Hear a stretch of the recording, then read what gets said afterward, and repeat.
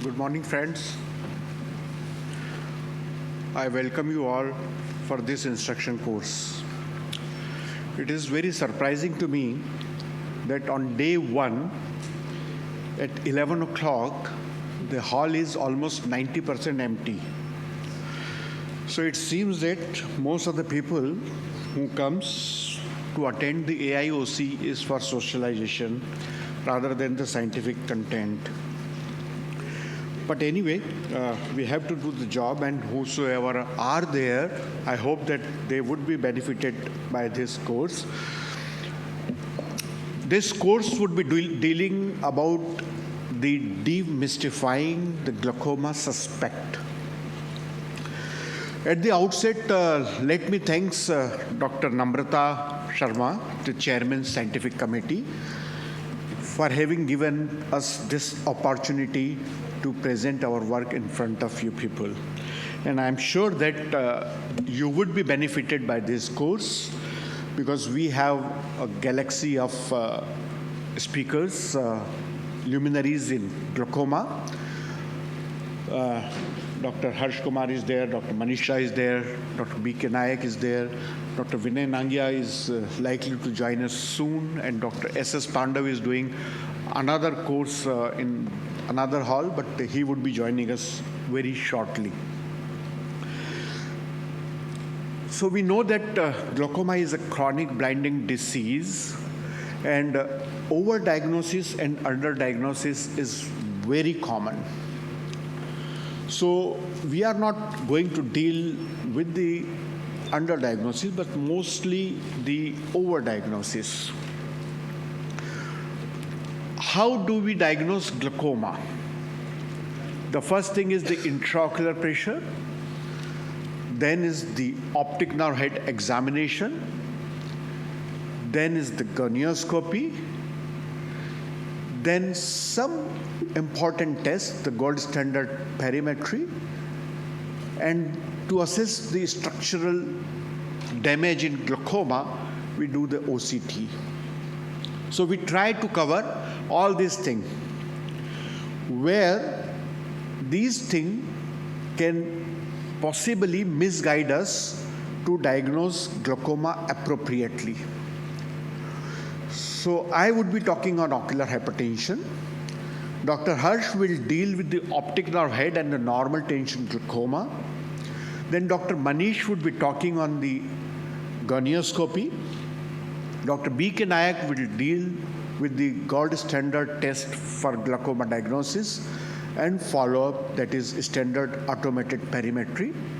Dr. Pandav will deal with the OCT, and last lecture will be by Dr. Vinay Nangia, who would be dealing with myopic disc. Because it is said that all the myopic patient should be considered as a glaucomatous until and unless proven otherwise. So that's why I thought that it should be one of the important topic in this course. And Dr. Nayak is doing lots of work on this. So he is the right person to deal with this topic. So let us start with the first topic, that is this demystifying the enigma of ocular hypertension. Let us try to understand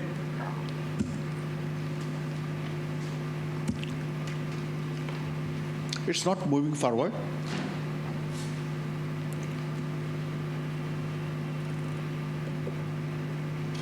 Okay.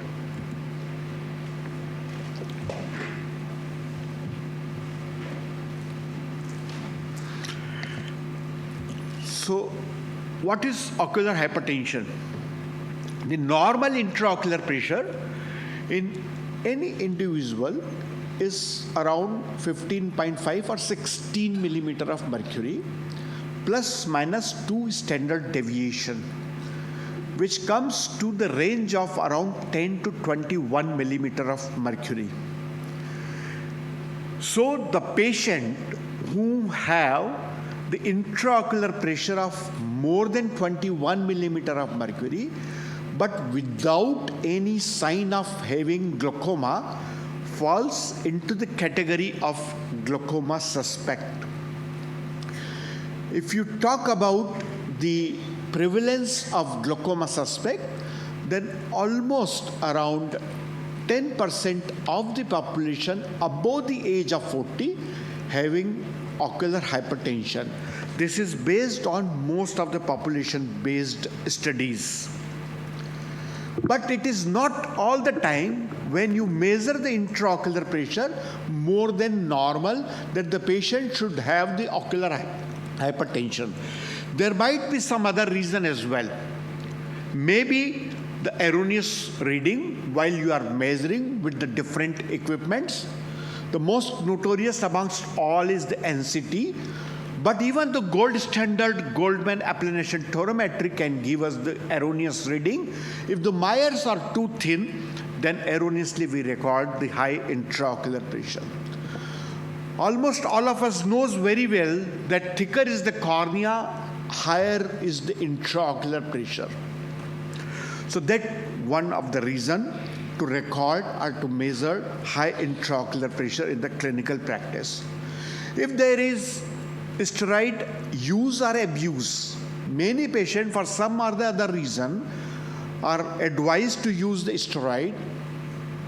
Some abuses the steroid, and if they are steroid responder, then it could be one of the cause for the ocular hypertension. Intermittent angle closure glaucoma. All of us knows that the prevalence of angle closure disease in our country varies from 25 to 50% in different geographical zone. So if the patient comes to you and you record a high intraocular pressure with everything normal, then it's quite possible that it might be the intermittent angle closure. So the landmark study to deal with the ocular hypertension is the OATS trial, what popularly is called as, that is a ocular hypertension treatment study. That study was performed on a very long-term basis with a large population. Almost 1,600 plus patients were recruited. Initially, in trial 1, there were 3 trials, 1, 2, 3. In trial 1, they were followed up for 8 years, and there were 2 arms. One was the treatment and another was the no treatment. And it was compared whether the treatment was beneficial to them or not. All the patients, they had ocular hypertension with a gonioscopically open angle. So this cumulative curve says that on 7 years of follow-up, almost 4.4% patient progressed to POAG from treatment group, and almost 9% patients progressed to POAG in a non-treatment group. So if you see this, you find that almost 90% of the patient will not progress to POAG on 7 years follow-up if you will not treat them. So why to treat all 100 patients? Just to give benefit to 10% patient? Then let us see, there is trial 2 and trial 3 as well. The trial 2 was started in 2002, where there were not 2 arms, and all the patients, whosoever were recruited, were given the treatment. And in trial 3, which was done between 2016 to 2019, they did the assessment of the functional and structural damage in these patients. And the outcome was, in the one group, 41%, the initial non-treatment group, 49% patient progressed to glaucoma, and in the treatment group, 41% patient developed to POAG. So there was, though not significant difference between the 2 groups. So again the question comes that if the 50% patients are likely to develop glaucoma, but on 20 years follow-up, so should we give them medication when there is not much difference between treatment and no treatment group over a period of time? But about 296 patients out of 1,500 patients require more than one intervention in the form of either SLT or surgical treatment. So to find out which patient may progress to glaucoma, we divided the patient into three groups: the low risk group, the moderate risk, and the high risk. So most of the patients who progressed to POAG belong to high risk group, and the patient who did not progress to POAG on 20 years of follow-up, that is a very long follow-up, were of the low risk group. Which patient will fall into this group?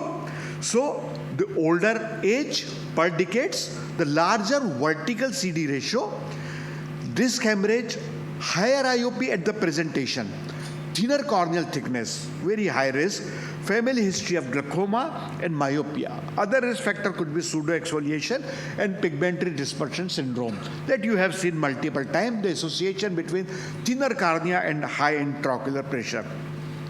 So the other patient, apart from these high-risk patients, who may need treatment, the patient who have a high intraocular pressure, more than 30 millimeter of mercury, patient with more than 25 millimeter of mercury with any of the high-risk factor, patient with more than 21 millimeter of mercury with venous occlusion in either eye, and preferably the precious eye patient should be given a chance to treat them. Which patient will progress faster? We do not know yet. Next, come to the steroid responder.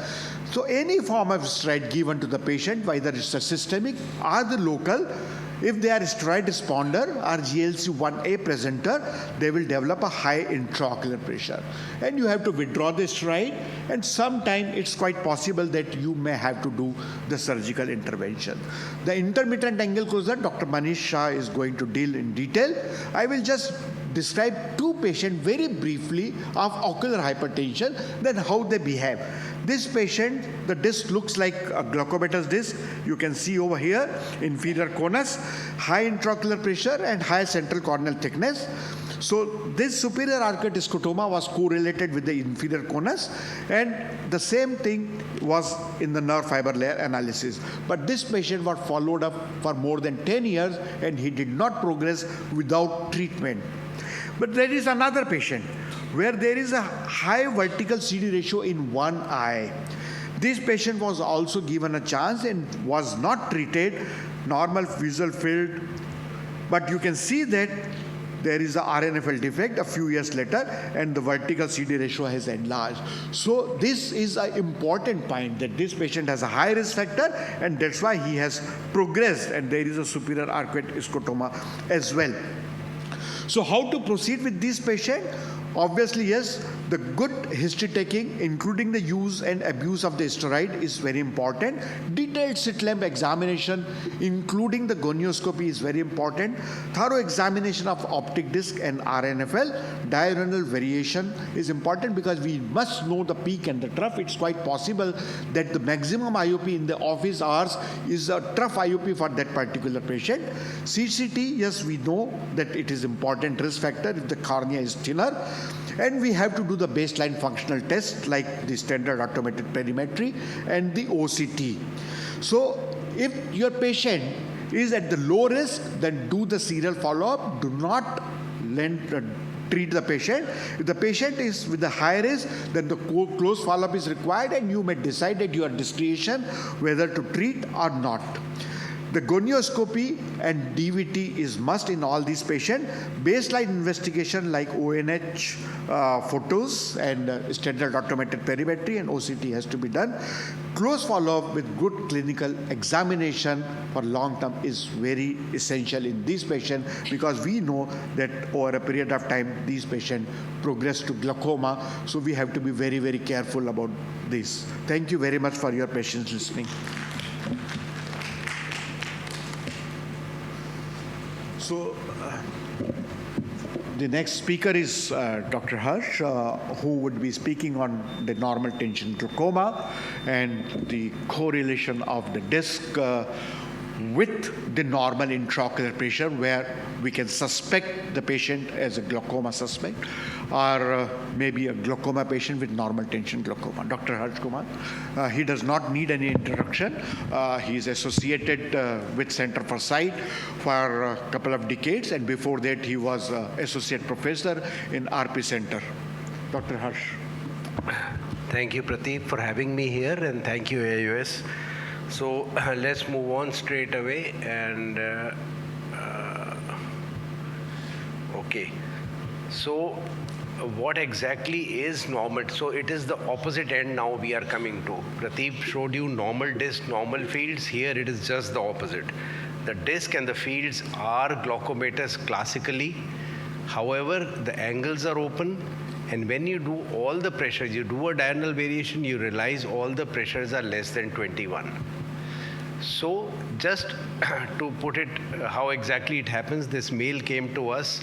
One eye was having less vision since childhood, and the other eye was okay. Angles were open, and the disc that I just showed you, superior notch here, so symmetrical inferior field defect. The other eye looking like a tilted disc, and this was the amblyopic eye, and classic superior field defect over here. And all the pressures were normal. The cornea was a little on the thinner side. The color vision is normal because that happens in the tilted disc sometimes. And so a provisional diagnosis of normal tension glaucoma was made. We ruled out steroid intake, trauma, because all these things can create this kind of a picture at one point of time and then they go away. So any long use of steroid, any CVS abnormality, stroke, massive blood loss, all these things were ruled out, and then we did tests including the MRI along the carotid Doppler, hemogram, ESR, BP check, 24 hours. These are all parts of the NTG examination.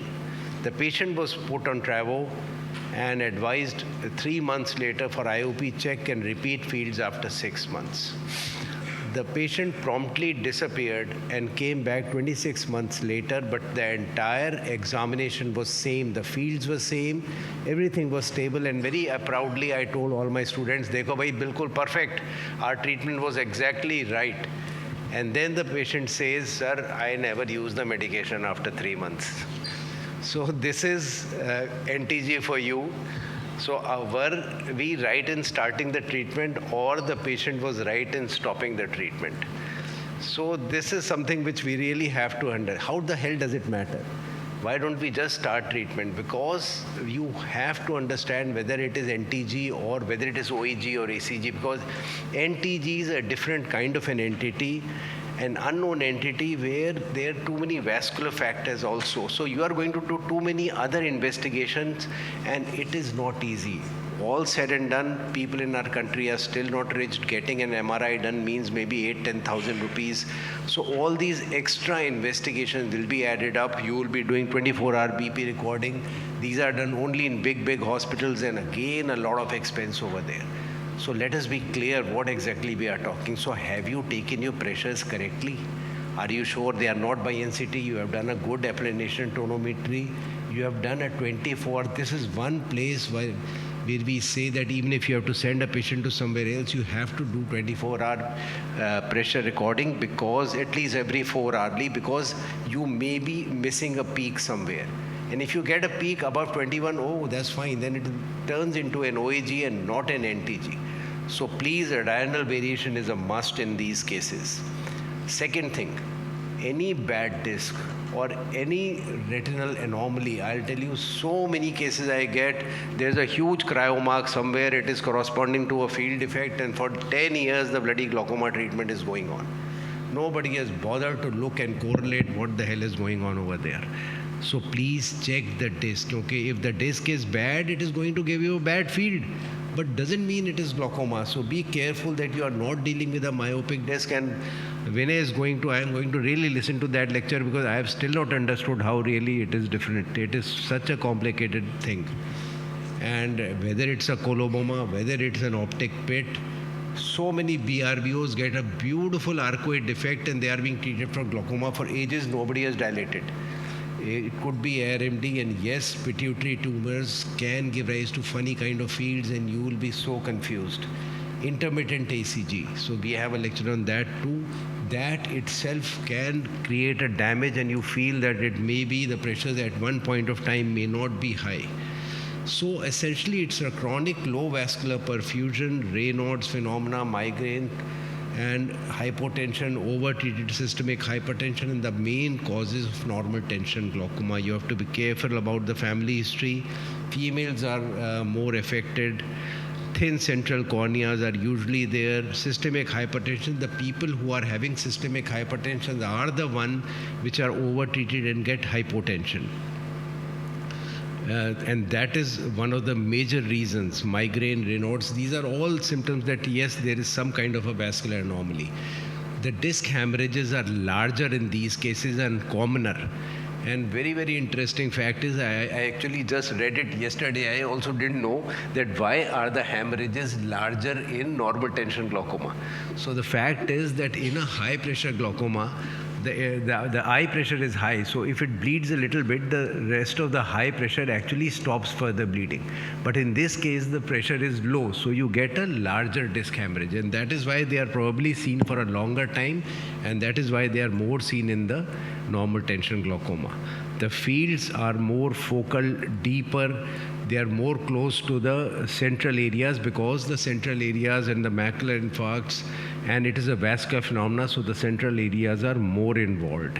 And as far as the NRR is concerned, the focal ischemic notching is more common in this. The risk of progression is not related to severity impinging on fixation. Strange. But unfortunately, you'll have to treat because it is already near fixation. You already talked about it, but you have to do a 24-hour BP recording, because if any of the BPs are less than 70 millimeter diastolic, then you have to be very, very careful. You have to contact the cardiac person and tell him that, please sir, thoda reduce your medications. We don't want this, because there's no blood reaching in the eye if the pressures are as low as that in the diastolic, this thing. Check for, we always get a Holter also done, because so many times there are multiple arrhythmias going on over there, and if that is going on, that's a good vascular cause. That is, the blood at times is not reaching the optic nerve. Hyperviscosity, hyperlipidemia, and now even sleep apnea is being implicated over there. You need to rule out burnt out glaucoma. Very, very important. So many of the patients have had a one-time thing, and then they are being treated for ages. Steroid-induced, Posner-Schwarzman, traumatic, sudden elevation, massive injury, major surgery. All these cases can give. Some people after CABG, I've seen after bypass surgery, are getting these kind of things, and then they are stable for ages. The deterioration is not related to age, hypertension and diabetes or family history also, but it is related to migraine, disc hemorrhage and being a female. There are at least 3 genes associated, but frankly speaking, they are very, very rare even in those cases. So really, one wouldn't be able to do anything clinically with that. So as far as the NTG study was concerned, the interesting factor was that 80% were okay in the treated arm, 40% were okay in the untreated arm. Overall, 40% NTG is IOP sensitive, 40% was okay without treatment, and 20% will progress even if you treat. So we know that we are dealing with something which is much, much more difficult. So who's to be treated? Make sure that it is actually needed. So many a times you might just want to check with the progression and see whether we are really on the right path, because you will have to use medications. And if somebody tells you that you do a trab, sir, I want a lower pressure than 14, then you are scratching your head, yaar, ki mera trab, if I am able to do such a good trab that I'll get low pressures than that, you might end up with choroidals and shallow ACs all the time. So if the patient is threatening fixation fields, IOP is on the higher ranges, field is deteriorating, wider diurnal variation, nude optic disc hemorrhages, deep localized knot, young age, systemic hypotension, vasospasm, myopia, you'll like to treat. start by getting the pressures 30% low, PG analogs. You can use all medications, but definitely don't use beta blockers because they lower the pressures in the night for the BP. And TRAB is our definitely last resort. Very, very important is that reduced CSF pressure is coming into the picture. So if the CSF pressure is low in the low, then this even a normal eye pressure is going to push the lamina cribrosa and damage it. And that is what happens in myopia, because this is very, very stretched. So even a normal lowering can cause the gradient is too high. So individualize each patient and check up exactly what is the financial situation. Are the fields far advanced? Is it progressing? Ability follow-up, and then accordingly decide whether it will be medication or whether it will be surgery or whether it will be follow-up. Thank you very much for your kind attention. Thank you, Dr. Harsh, for a very lucid talk. Very practically, very useful. We will take up the question at the end of this session, and keep your questions ready for all the speakers. Our next speaker is Dr. Manish Shah. He is a renowned glaucoma expert of the country. He is from Mumbai, and recently he has joined Dr. Agrawal Eye Hospital. Earlier, he used to have his own practice at Foresight Eye Center in Mumbai. Dr. Manish. So thank you, Dr. Prateep, and thank you to Dr. Namrata for including this session. And angle closure, both the previous speakers in the situation of normal tension as well as in the situation of high pressure, both you have to look at the patient from the this thing is not moving. Slide is not moving. Slides are not moving.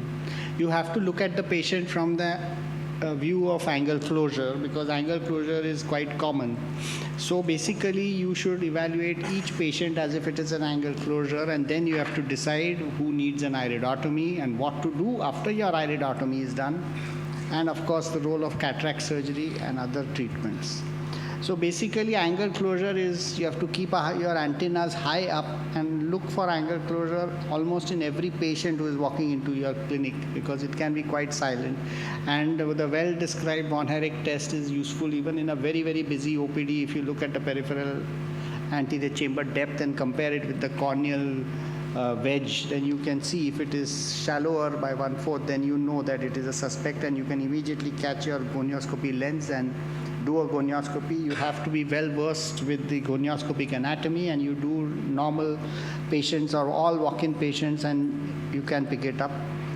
It's very important to follow a disciplined method of gonioscopy and not just go and start looking in any direction. So you have to make the patient look straight ahead, put the room lights as dim as possible, and make the illumination height of the slit lamp as narrow as possible so that it does not constrict the pupil. And then you have to start looking from the anterior region. If you make a very thin wedge, you can identify the corneal wedge where it meets and identify the Schwalbe's line there, and then you can see the angle and then the ciliary body band. So this is in the clinical picture. You can see the collapsing of the two parallax into the Schwalbe's line. Then you see the curvatures of the iris, whether it is flat, it is sort of bulging in front or bulging backwards, and identify the various structures of the angle. After you have evaluated the angle for its narrowest position, you want to know if there are any abnormalities. So you want the angle to open. So you make the patient look straight ahead. You can increase the room illumination as well as the slit lamp illumination, allowing some of the light of the slit lamp to go into the pupil. The pupil will constrict and you will be able to see the peripheral angle better. And in some irises where the peripheral iris is steep, you need to maneuver the lens, either make the patient look towards the mirror, or you tilt your angle downwards away from that angle, and you will be able to identify that this is the maneuver which is called looking over the hill. So here in the first picture you can see that you are looking almost at iris plane and you can't see angle structures, and you raise your lens a little bit and you're diving into the angle, and you're able to see that it's very important at this stage not to put pressure on the eye, otherwise you will get a indentation effect and again open the angle. So this is a video which actually shows that when you're looking first along the iris plane, you can't see any angle structures. A little tilt and all the angle structures become visible, as you can see. So this is just a peripherally bulging iris, but it is not essentially a closed angle. Of course, it is an angle at risk which can close later on. Indentation gonioscopy is a very important evaluation tool, and I would suggest each and every ophthalmologist should make an effort to learn this. It's very important to look if the angles are closed, if they are cynical closure or just appositional. You use the technique of pushing the lens backwards and keep it opposed equally so that you don't get the folds, and then you will be able to see. Patient's cooperation is necessary, so you may just tell the patient you will feel a little pressure, and it has to be held continuously with gentle pressure. If it's unequal, you will get folds.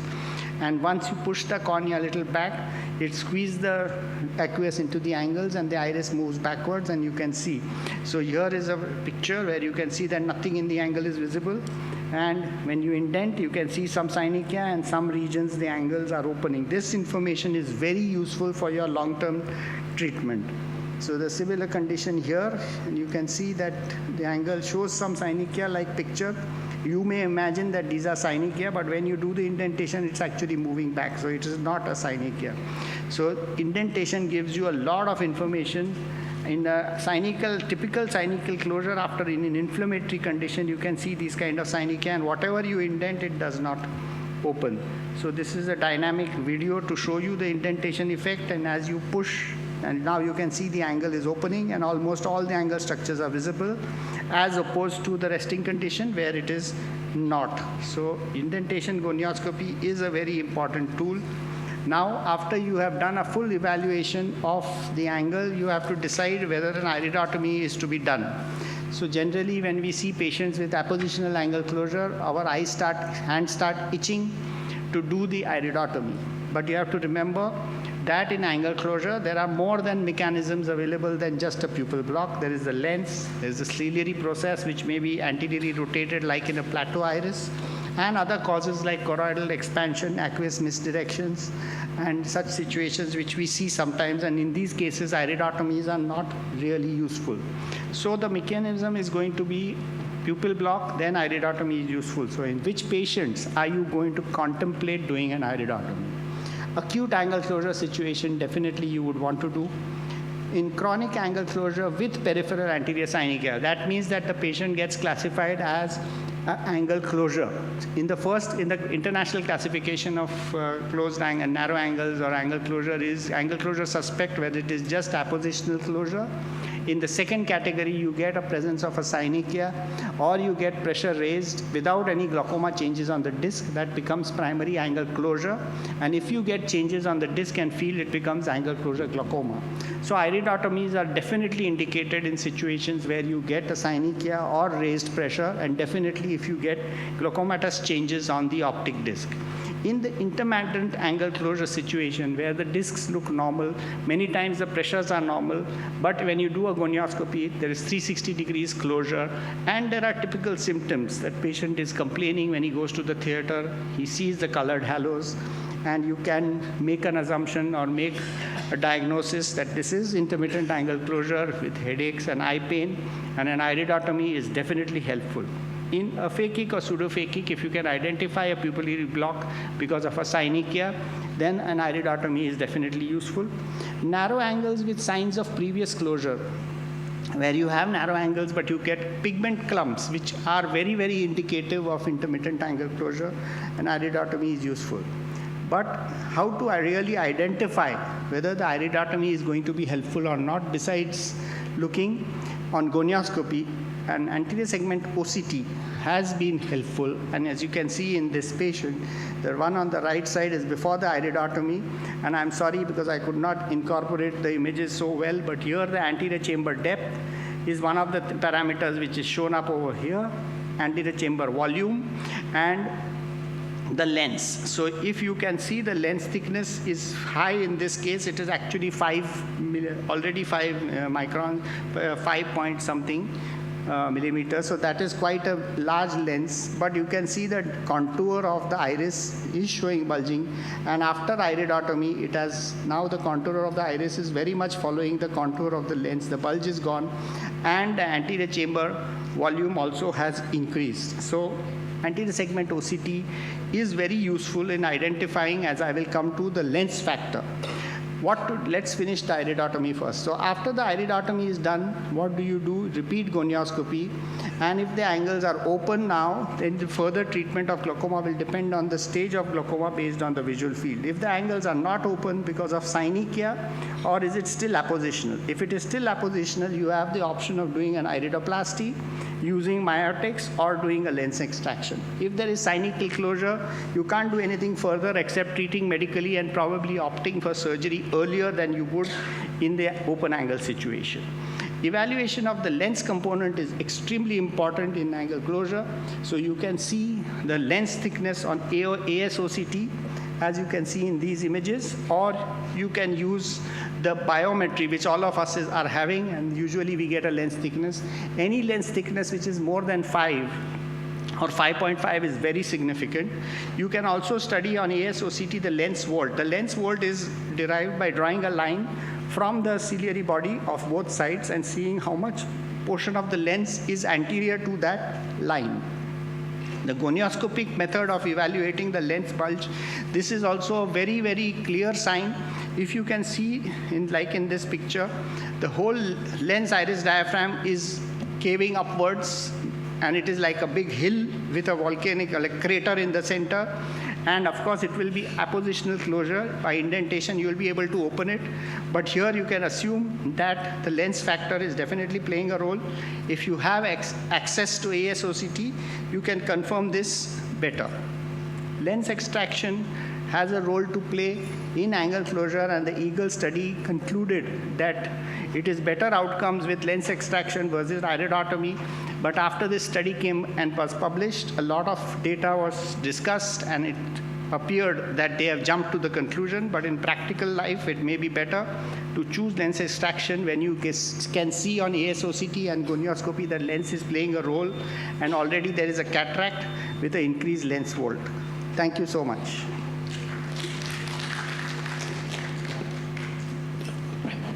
Thank you, Dr. Manish, for your excellent insight into the gonioscopy. The standard automated perimetry is an integral part of the glaucoma examination, and in many patients it's very difficult for them to perform the perimetry, and if the results are not correlating with the optic disc, then they creates a problem. So Dr. Nayak, who is the head of glaucoma services in Hinduja Hospital, Mumbai, and a leader in perimetry, he would be talking to us about the nonsenses or the pitfall related to perimetry. Yes, Dr. Nayak, sir. Yeah, good morning, and I'm thankful to Dr. Prateep Vyas for allotting this topic to me. Can I have my presentation instead of Dr. Pandav's, because he has not come yet, so can you put my presentation first? Dr. B.K. Nayak. Now, these days, we all know that perimetry is there for donkey years with glaucoma. Earlier, it was manual perimetry, then automated perimetry. After automated perimetry, it has become very popular, and it's almost everyone has to incorporate in their practice. Dr. B.K. Nayak's presentation here. Everyone has to incorporate in their practice if you are practicing glaucoma. But the automated perimetry is not done by you. Usually it is done by the optometrist or your assistant. So you see only the printout, but then you have to be sure that what you are seeing is the real one, and you should... What happened?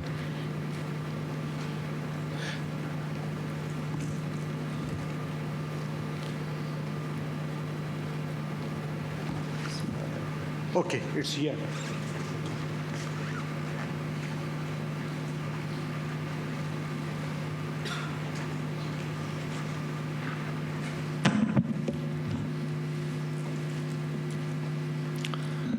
So now the perimetry has come to you, the printout, and you have to decipher it, or you have to take decision that how do we correlate this with the present patient which is in front of you. Now, before that, you have to find out that there is nothing wrong in this. Whatever has been presented to me is the right one. And these things look very simple, but these are really very, very important. And many times in busy practice, we just ignore all these things. That some wrong patients, because you have to check the name, the wrong eye, and date of birth. Because date of birth, if it is given, the entire normative database changed, and so your comparative data becomes faulty. The comparison between unrelated program, because these are many programs, so always you have to compare if you are repeating perimetry with the same parameter, the same program. The unrelated parameters also should always remain same if you want to really compare over a period of time. Wrong correction of refraction and centration, vertex distance, all this will give you wrong perimetric finding, outcome. The incorrect and inadequate patient position and directions, because you are not doing it, but when patient is sitting on that machine, then may not be in the correct position. The eye is sometimes tilted, head is moved a little backward or forward. So all this will affect the outcome and the perimetric, whatever the patient's response is. So you have to be intelligent enough to identify that these things are not there. Then the prominent eyebrows will also affect the perimetry, droopy eyelids, because sometimes you see the upper part is showing defect, you feel that, oh, this is glaucomatous defect, but actually it is not because of that, it's the droopy eyelids. The Gansfield phenomena, patients, I don't know how many of you have sat on yourself on the machine, automated perimetry, and done your test. Then you will realize the difficulty with the patient. Patients don't like this test, although we always insist. And whenever we have to say repeat the test, then patient always say, doctor, can't you do it without this test? So this, unless you do it yourself, you will not realize the difficulties, and then probably you can pick up these faults. So Gansfield phenomena, when one eye is covered, then always there is the retinal rivalry. So sometimes the eye which is covered, if that supersedes at that particular moment, then the patients will see everything as white. So those factor also affects the perimetry. The edge and rim defects, some of the examples I will show you. Clover leaf pattern, white scotoma, bizarre defect, any defect which is not really correlating with your knowledge, anatomical knowledge or physiological knowledge, and which is some defect you are getting with the conditions of the patient, then you have to just think again that whether it's right or wrong, and not correlating clinically, because always you have to correlate. Now this field is something which looks like, as everyone say, it's inferior arcuate with the nasal step, but actually it is not, because the nasal step and the arcuate scotoma should always go towards the blind spot, because it starts from the optic nerve, which is, in this case, it is not. So that's why this is not the arcuate defect, but this is some rim defect or artifact. Now this one, if you see, means definitely it is going towards the blind spot, but this type of defect, because where all this, if you see the figures over here, 0, 0, 0 like this, in this arcuate fashion, means there is no condition which will produce like this. So this again is artifact. Maybe the patient has little moved backwards, so the rim has come over there, the inferior rim, and that is producing this defect. This again, it's a rim defect, again a rim defect. Now this is what we were talking about, in the patients in the 4 quadrant. First, the 4 quadrants are checked when the test starts. And then that time patient is very attentive. After that, patient goes to sleep. So all other spots show no sensitivity. So this is known as clover leaf pattern. And the moment you see this, it means the response is not correct, rather than interpreting that this is advanced field defect. Now this, I was talking about the white scotoma, because just gently look at this. The moment you look, you see this is a white areas in the periphery, which no normal person can have that kind of sensitivity. If you read the numbers over here, it is around 45, 49, 50.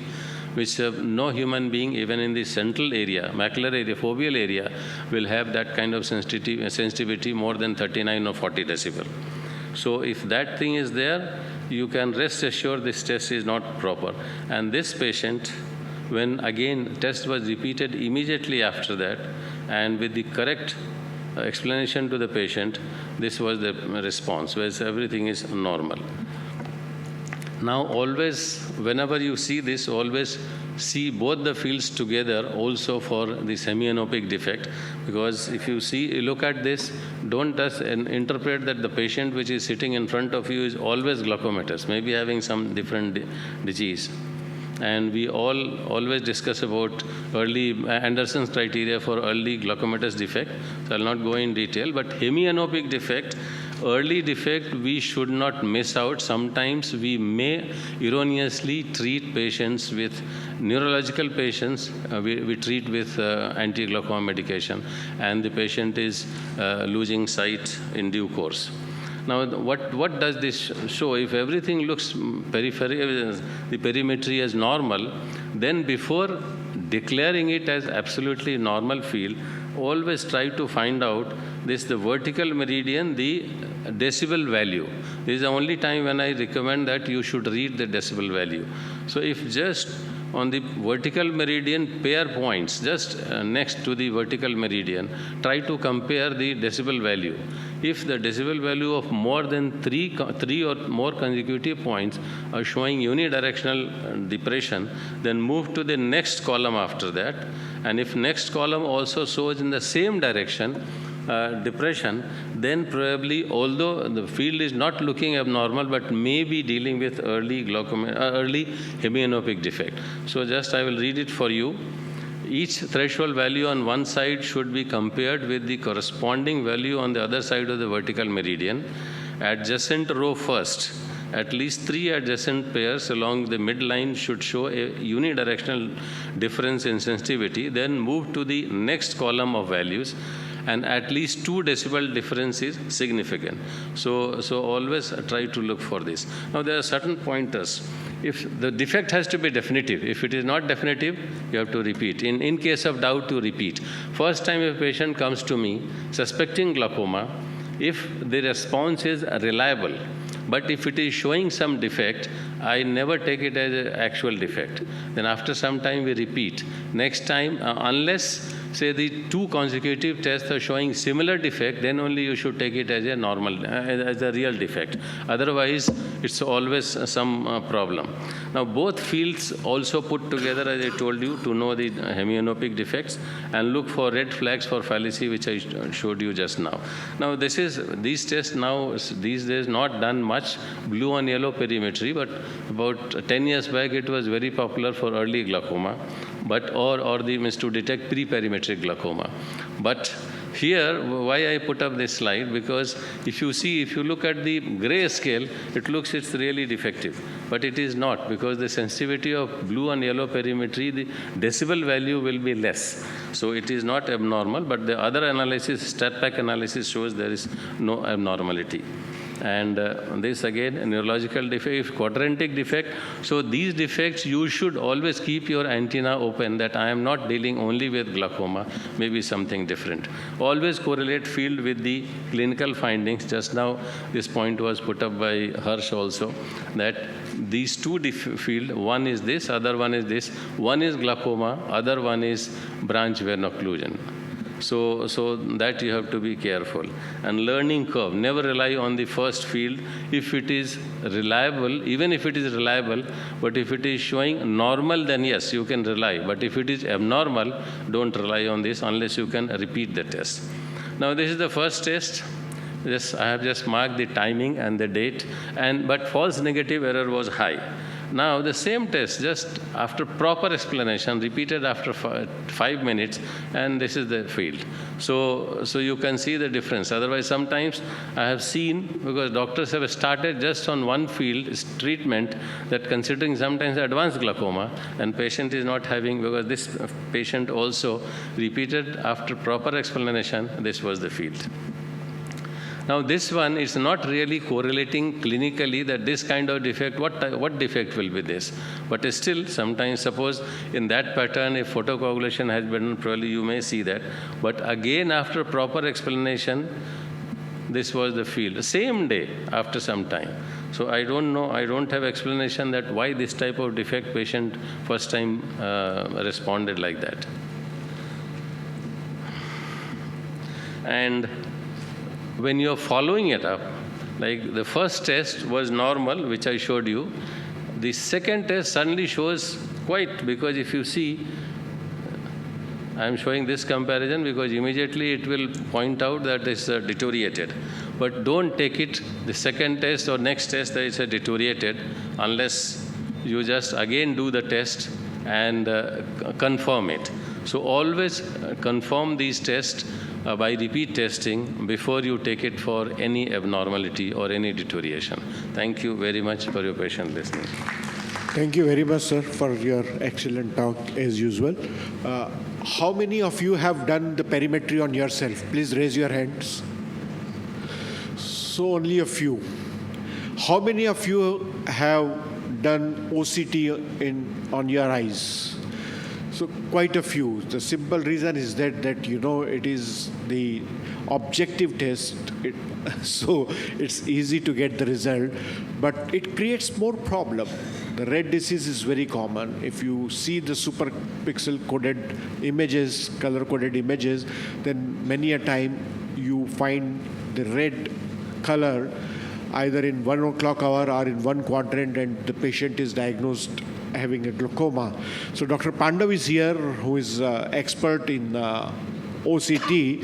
He will address this issue. Dr. Pandav, please. Dr. Pandav is a professor and head of the glaucoma services at PGI Chandigarh. Thank you, Prateep, for inclusion. Can I have the slides, please?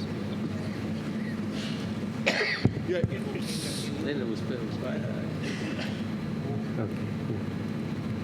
Okay, so I'll be talking about the imaging technology in general in glaucoma. So the importance of the imaging is very understood now, and I think it is becoming more and more prevalent. And there are a number of ways to image anterior segment as well as posterior segment for glaucoma. So we have anterior segment OCT, UBM, and posterior segment OCT. Now, these are the three technologies which are most frequently used, so I will be briefly touching upon them basically. So AIOC has evolved a lot, starting from the time domain to the Fourier or spectral domain to the swept source OCT now, and which is actually the best way, gives you the best resolution as of now. It gives you a very good definition. If you look at these images, you can see all the layers of the cornea. And not only that, you can look at the angle structures in detail. It gives you the Chalvez line, the skull spur, even the temporal measure can be imaged, and the relationship of the iris and the angle can be studied, very nicely. So that way, it helps us a lot in places we need to have this information. So that means the quantitative angle assessment has become much more better now as compared to the gonioscopy, which still remains kind of subjective, and you need to be an expert in gonioscopy to do that, to study that. So we have now devised a standard terminology which is used, in all the publications, so that there's no confusion in what we are talking. And I think all of you are perhaps aware of these. I can't see here somehow. I think it's clear there basically. So you have all those defined parameters, the angle parameters, as well as you have the lens parameters, the lens vault thickness, and the distance between the angle, the posterior surface of the cornea, the typical measure, and the iris, and also the ciliary body. So all these parameters are very well defined, and they are kind of more or less standard, and they are applicable. They were actually originally designed for UBM pictures, but now I think they are applicable for the anterior segment OCT as well. And if you look at the anterior segment OCT, how it compares the parameters in different kind of glaucoma, angle closure or acute angle closure, then you can see there are distinctly actually differences between the acute angle closure group had distinctly smaller parameters as compared to the normal eyes or the PAC or PACS eyes. So that actually indicates that it's possible basically to quantify the angle, and there is a correlation between angle parameters and the disease that we get. So the diagnostic accuracy of the ASOCD has gone up significantly, but is it as good as gonioscopy? Now, if you look at the large, this is a meta-analysis, and they were kind of look at all the published literature, and the sensitivity and specificity is quite high, but in spite of that, there are kind of inherent lack in the technique. And the simple question, if you ask, is ASOCD as good as gonioscopy? The answer would be no. It does give you quantitative measures, but there are many other traits which the ASOCD cannot see. Like if the pigment of the anterior at the angle, it will not tell you that. If there is some pseudo exfoliation, it will not tell you that. And there are many other parameters basically you may not get, and also you need to have the media which should be clear. So where I use this mostly is not for classification of angle closure disease, but mostly I use for my blebs. In the post-surgical scenario, there's a bleb which is I want to see why the IOP is going up. So I can see the fistula is patent. I can see there's a fluid under the bleb, and perhaps that gives me an indicator that, okay, it might be worthwhile needling this bleb rather than doing another tab or a tube. So that way it helps me. And sometimes if the pressure is high, I put a tube, and that area is not very clear. Can't see the tube in the anterior chamber. So this can help me. You can see there's a tube is there in the anterior chamber. It has retracted. That's why it's not visible, but it's still kind of communicating with the anterior chamber. So I had to, look for some reason to find out why the IOP is high in this patient, other than tube-based blockage. Also, it gives us, you can easily delineate the mechanism of the angle closure, because angle closure, could be for many reasons. Here we have a little subluxated lens which is causing the angle to be narrow. There's a lens ward which is higher, and again there's a narrowing of the angle. And it also can help you, sometimes detect the choroidal effusion. There you can see there's a ciliochoroidal effusion there, which could be the reason for hypertony in this patient. UVM is the technology which I am quite fond of, and this is non-invasive, and it gives you a real-time, cross-sectional area of that. And sometimes it is a very good method. It's the only method. Basically, you want to look at the relationship with the cornea and the ciliary body, or the lens in that area. If there's a cornea is not clear or the media is not good.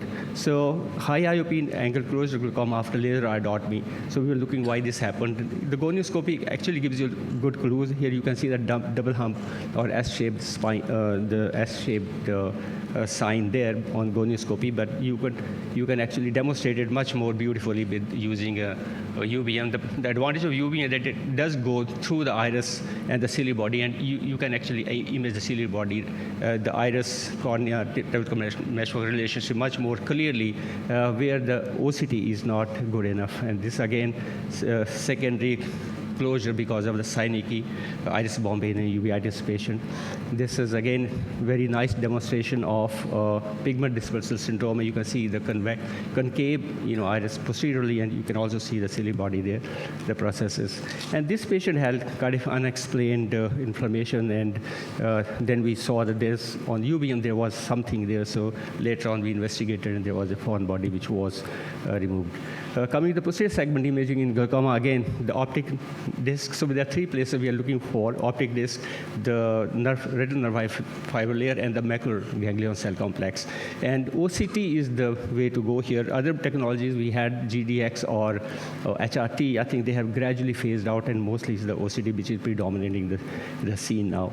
So you can study the 6 into 6 millimeter or 200 into 200 pixel cube around the optic disc, and this kind of reconstructed in three-dimensional way. So you have the flexibility or ability to actually study in detail the different structure around the optic nerve head. And they are different machines, but basically they tend to do the same thing. Basically, what we look at the Bowman's main membrane opening, or the BMO, and that is kind of a good landmark for other other parameters to be calculated. So this is a fairly, I think all this I think fairly worked out now. So you have the patient details. Important thing here is that the signal strength should be good, which is marked in the red circle above there. So you should have a higher signal strength. It's like 8/10, which is very good, but should be above 6 if you want to read these scans.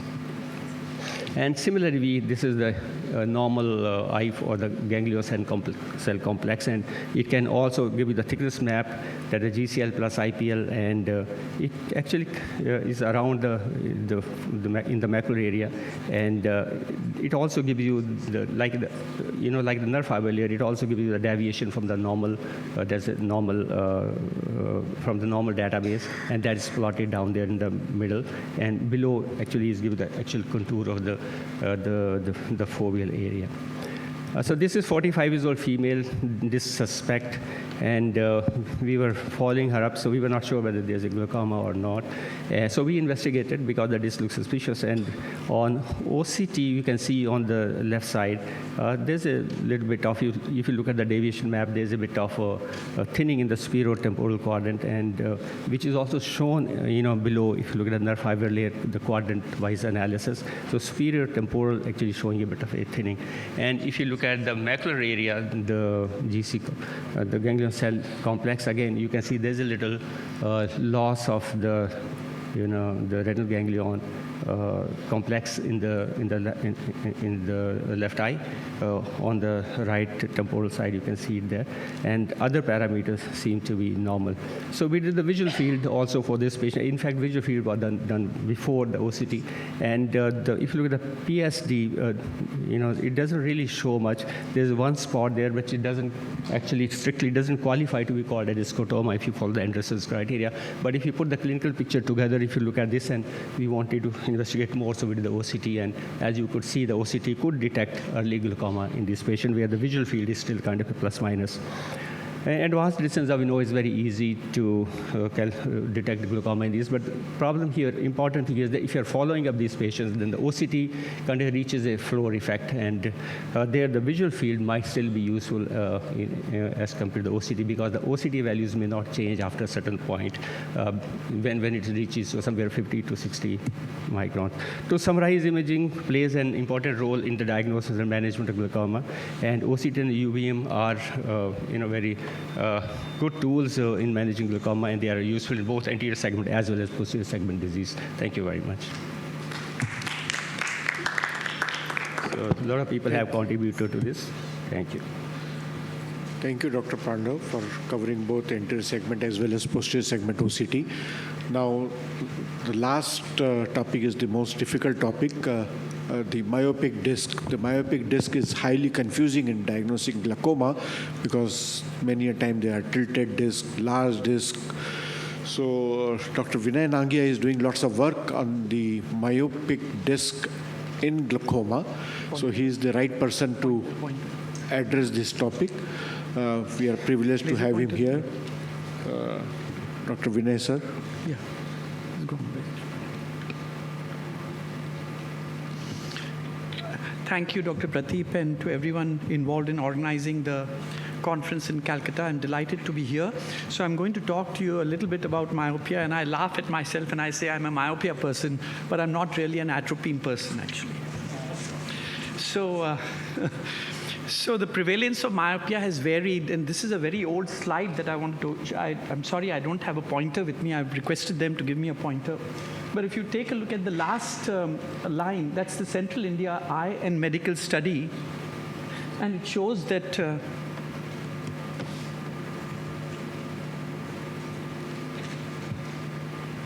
thank you. That's very fine. So Central India Eye and Medical Study, we found a prevalence of more than minus 0.5 diopters myopia in 17% of eyes. However, these were patients that were over the age of 30 and largely over the age of 40 years. And therefore, there may have been some degree of nuclear sclerosis. The prevalence, the current studies in India tell us that the prevalence of myopia in children is about 20% now, and it may increase to 30% in 2030, 40% in 2040, and almost 50% in 2050. But I think we have to wait and watch. Although this tsunami has been predicted, but we want to see how it all goes, and therefore it may be a little premature to predict it right now. What you see on the left-hand side is a graph that shows you that the axial length has got some correlation with the disk area, that as the axial length increases, the disk area increases. But I'm going to come back to you a little bit on that. And the next graph shows you that as the axial length increases, the retinal nerve fiber layer thickness decreases. And I'm going to talk to you a little bit about that also. While the correlation of axial length with disc size does exist, the overall mean disc size may not vary significantly, at least in central India, and I would like to probably extrapolate it to the rest of the country also. Discs in general may be bigger in high myopes, however, the mean size does not significantly differ between the normal population-based study and what we find in myopia. And all discs in high myopia are not large. That's very important to understand. The correlation of axial length with optic disc was present in the univariate analysis, but did not show up in multivariate analysis for the moderate myopia group.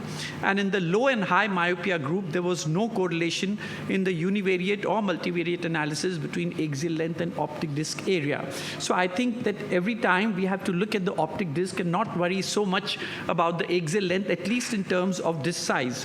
If you take a look at what's happening here, you'll see that the disc size is about 2.08 millimeters with -8 myopia. And here, let's switch to axial length. With an axial length of 26.6, the disc size is 1.54, and the disc size is 1.41 with an axial length of 27.28. And then suddenly with an axial length of 23.56, which is just borderline, just makes it into the myopia range, you suddenly find that the disc area is 3.95 actually. So you can see that there is a large variation, and just because you have high myopia doesn't mean that you're going to get a large optic disc. The shape of the optic disc tends to evolve, and you can see here on the top left that this is what we call perhaps a normal optic disc shape, and you can see that it's become horizontally oval. Again, it's just oval here, and again, it's slightly tilted and still oval. But you can see that the shape continues to vary, and here it's really different because of the presence of parapapillary atrophy. And I might just tell you that when you have a very large parapapillary atrophy, somehow the disc area tends to be very small in these patients. So the large axial length in myopia often distorts optic disc tissue, both superficial and deep, leading to difficulties in clinical assessment, thus taking away the advantage of comparing with a normal appearing optic disc. So when we're looking at a myopic optic disc, we don't have a reference normal optic disc to say whether there is glaucoma or not. And this introduces a greater variability of the appearance of the optic disc in myopia with or without glaucoma. This is disc pallor. It's very important that disc pallor should be understood for what it is, because we can mistake disc pallor for very shallow cupping, and very shallow cupping and disc pallor need to be differentiated. And this is the right eye of a patient on top here, and this is the left eye of a patient, and you can see the generalized pallor here, and you can see that there is less pallor here compared to the right eye, but nevertheless the disc appears pale. And this is very significant pallor in high myopia. And she had an axial length of 28 and 29 millimeters. The intraocular pressure was normal. And the retinal nerve fiber layer showed significant retinoschisis. So we think that there was, some vascular deficiency, that, the vascular supply was not adequate, and perhaps that would explain why we have disc pallor in such a case. And finally now, the concept of optic disc neuropathy or myopic optic neuropathy is now accepted, and that probably is a good thing. This is a beta zone that is seen in myopia. You can see that the Brooks membrane is reaching up to here, but you can see there is some loss of pigment layer here, and this area is the beta zone. And we need to differentiate beta zone because a lot of optic discs with high myopia, they have got gamma zone, and therefore it becomes necessary in these eyes to distinguish between what is a beta zone and what is a gamma zone. This is an example of tilted disc. It's not necessary that you will get a tilted disc in a patient that has very high myopia. It's a very big range. Neither should you assume that every patient with tilted disc has got significant astigmatism. That was what we were taught, but that's not the case actually. And these are examples of tilted disc in myopic patients, and you can see that tilted discs appear to be very, very small in nature, and that the important thing here is that in some of these tilted discs, where we find it very difficult to diagnose the early and moderate stages of glaucoma. This is a patient with tilted discs and very significant glaucoma, and you can see where the vessels arise, you can see that there is significant pallor here and cupping here, and likewise, in the left eye also there is significant increase in the optic disc cup actually. But these are often very difficult to assess, especially when you have early and moderate glaucoma. But with significant glaucoma, it may not be that hard actually. The other important thing to remember is that there is asymmetricity of glaucoma in myopia, especially when you have large axial length in one eye, that's the left eye here, and you have a somewhat normal axial length in the right eye. The left eye had glaucoma, but the right eye did not have glaucoma. And we know, of course, the risk that myopia is to the development of glaucoma.